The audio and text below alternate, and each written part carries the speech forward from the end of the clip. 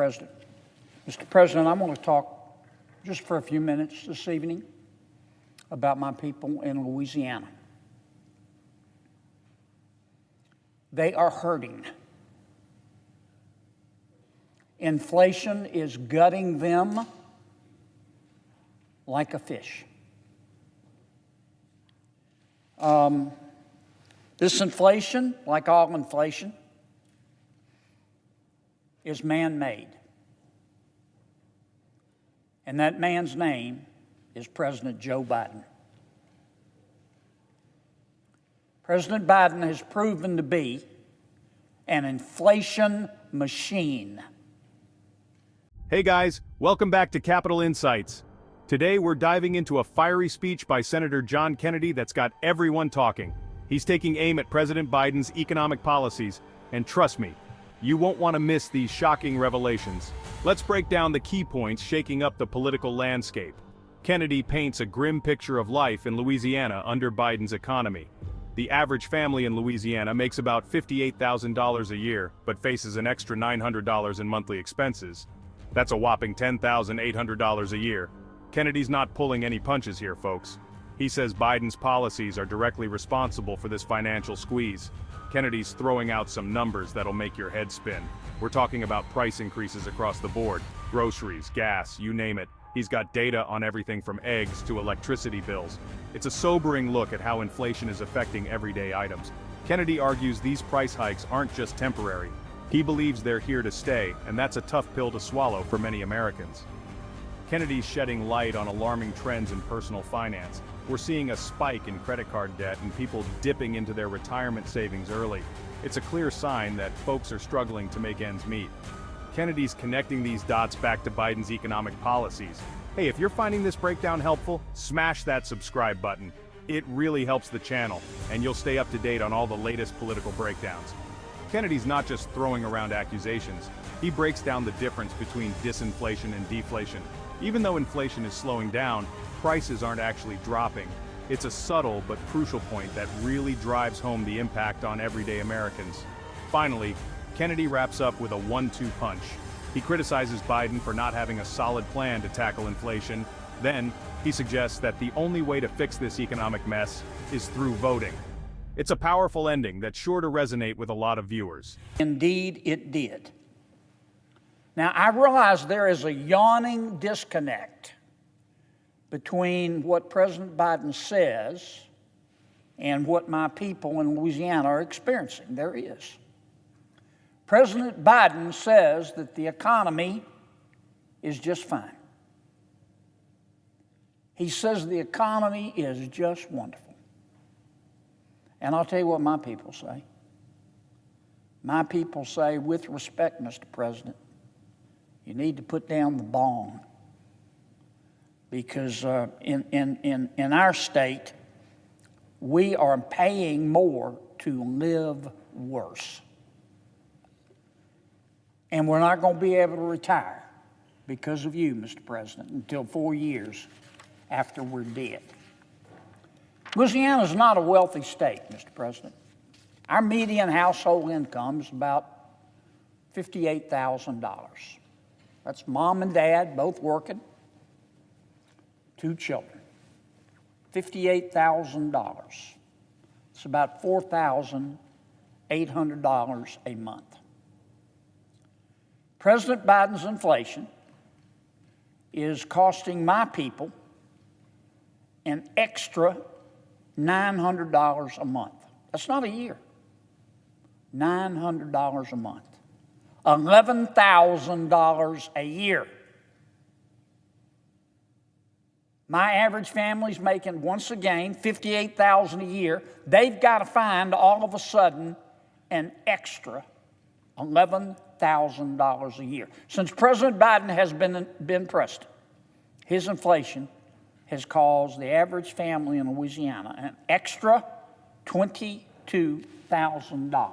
You don't have to take my word for it. You can see this chart. You don't have to be a senior at Caltech to see that the direction is up. And these extra costs were caused by inflation.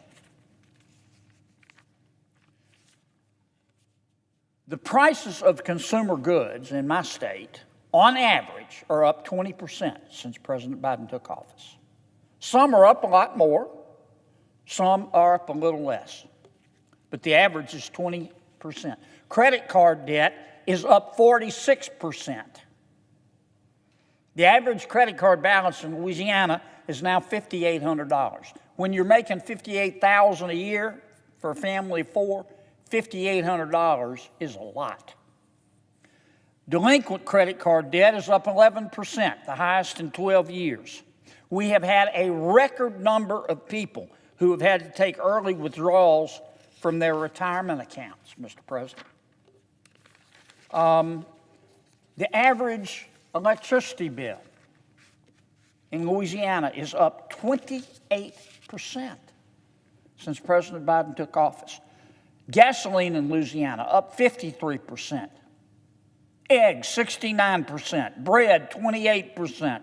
Coffee 28%. Rice 29%. Flour 30%. Milk 15%. Ice cream 22%. Chicken per pound 27%.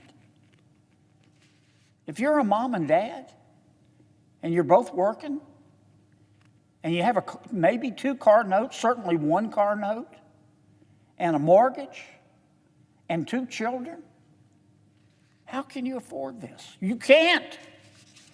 When you group these necessities that I'm just talked about by category, what you see is that on average, for my people in Louisiana, again, we're not a wealthy state, food is up 21% on average. Housing is up 290%. Clothing is up 11%. Used cars and trucks are up 21%. New cars and trucks are up 19%.